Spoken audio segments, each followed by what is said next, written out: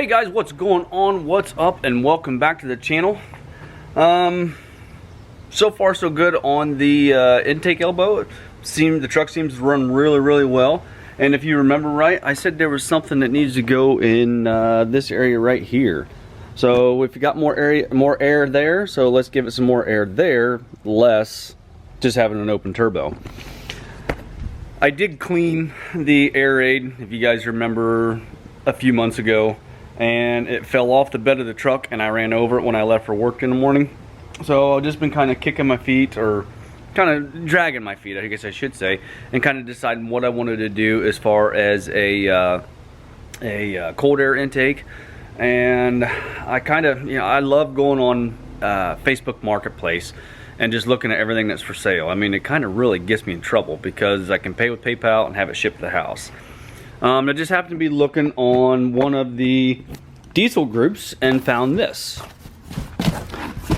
It is one of the first generation S&B Cold Air Intakes. The guy had it listed on there for $100. Had both boots and the tube. The only thing it does not have, I wish it did have, was that ram air that goes on the bottom and comes out right on the bottom of your bumper.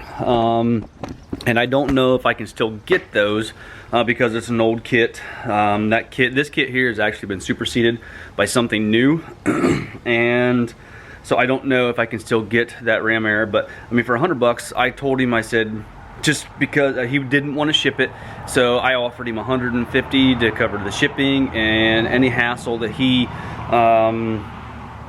would have to go through to get it shipped. And he said no problem, and I had it within about 4 days. So he was pretty good on shipping, and he did he did me right. I tried to take care of him because of he didn't want to ship it, and he took care of me for going and shipping it. When I did get it, one thing I did notice is this bottom boot is split right there, but it's not all the way through. So I called up S&B, and they actually warranted this bottom coupler for me and sent me out a new one, but it hasn't shown up yet. So I'm going to go ahead and install it with this one right here, and it'll be a pretty easy change. That's the turbo to tube boot? No, that's the turbo to tube boot, and then you also got to make sure and put your mass airflow sensor in. Something else I learned from S&B too while I was on the phone with them is they have a upgrade guarantee. Since this kit has been basically discontinued and superseded by a new one, I can actually upgrade this if I so choose. Now what I have to do is I have to order a brand new one, and then when the new one comes, I send back the intake tube. I call them and get an RMA number. I send back the intake tube, and they'll refund me $120. I can't remember exactly how much they'll refund, but their kits are $300, and it makes it end up being like $125. So they would have to refund you $175 if my math is correct real quick. So I didn't think that was too bad, but I have this one. Why? I mean, I guess if it was on the truck and I wanted to do the upgrade guarantee, I would do that. But I paid $150 for this one, so I mean, there's nothing wrong with it. The filters are still available, so why not use it? And then also from S&B, I did order their cleaning kit. I did not buy a new filter. I just picked up their cleaning kit, and we're going to use that. Also, in the days to come, we're going to get that cleaned up. I don't really have time for it tonight. As you can see, we're getting kind of dark already. But this is S&B's cleaning and oiling kit. It comes with the cleaner, the oil, and an applicator tube. So, like on this unit right here, it does have that inner cone. So there'll be like 17 grams on the inside and 90 grams on the outside is how this gets oiled. But right now I'm pretty excited. I want to get it in the truck and go from there. All right, when you're installing this, one thing you want to make sure and do is take out your old, obviously, and then your old, your factory tube, and then that'll just be a hose clamp down there on the turbo, and then you have your mass airflow sensor that you need to take out. I just left mine plugged in and took out the bolts, or screws basically, and those are just a small little Torx machine screw. And then your air box is held in by one nut and bolt right here, and then it sits down on them two rubber grommets right there.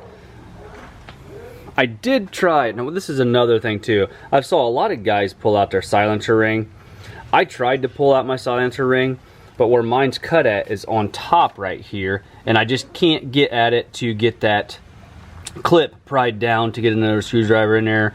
So I just left it because I'm not certain what I'm going to do as far as turbo situation yet. So for right now, I'm just going to leave that silencer ring in there, because I'd venture to say that that turbo is not staying in there.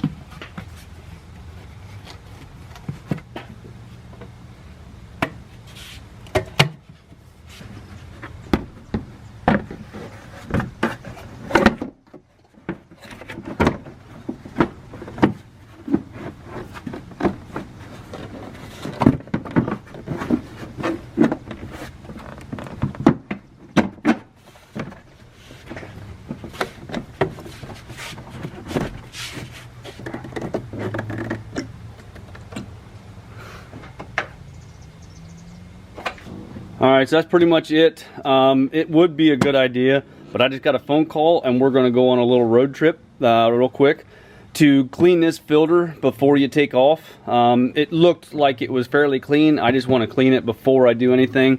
And like I said, I've got the cleaning kit back there. I just went ahead and already put it away. But right now we're going to head over to a buddy of mine's house, and his shirt right here. He's got a couple of cool cars, and then I'm actually going to grab his scan tool. I've been waiting on him to call me back so we can clear the codes in the truck. I've got about 5 or 6 different codes that I want to clear. Some of them are like when we was having the alternator issue. The other one was when the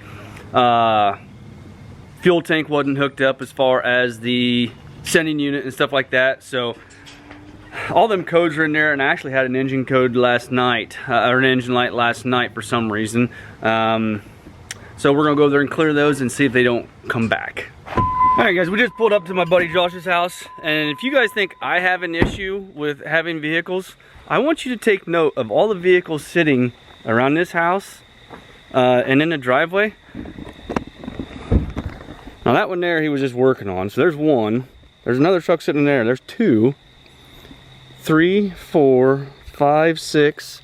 There's 2 more in the garage. That's 7, 8. So if you guys think I have a problem with vehicles and buying stuff, I think he's got a little bit more issue with having cars sitting all over the place.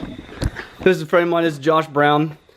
He helps me out when I need help. I help him out when he needs help. But I come over here to grab his scanner so we can clear the codes from the dually and see if they come back or not. But I just want to bring you guys along and show you 2 of the vehicles are really pretty nice and pretty cool. And he actually road races, right? Road race? Autocross, yeah. Autocrosses. You want to tell them about it? It's a 71 Chevelle. I've had it since I was 15. 406 small block, Holley EFI, Speed Tech, full suspension front and rear. Brand new Detroit Speed Gear Effects rear end, Ford 9-inch. So he's got a laundry list of things that he's done to this vehicle. I helped him put the motor back in it, I think last summer or summer before. But this car is just probably the cleanest Chevelle that I've ever saw in Ohio. And it's just really damn nice. He kind of works like me. If you look around in here, there's not much room in the garage because of this Camaro and the Chevelle, and then his son, his son's Camaro is sitting right there. Just, yeah, like I said, if you guys think I have an issue, look at that. I think that's room for a turbo to come out of there for a Cummins. What do you guys think? So anyway, guys, I just wanted to bring you over here and show you his vehicles. He loves his Chevys. He's a car guy. I'm a truck guy. But, you know, he's got his Sierra sitting over there too. So he likes that also. And actually, this is one of the things that just kills us. His tires that are on his truck are the same size that's on mine. This is what they look like on a negative 26 compared to looking like on a negative 44, 20 by 12, and yours are 20 by 10s. 20 by 10s. I mean, look what 2 inches of difference makes. It's huge. So, anyway, guys, thank you very much for watching. If you don't mind, hit that like button, give me a thumbs up, subscribe if you have not already done so, and we'll see you guys later on. Bye-bye. See ya.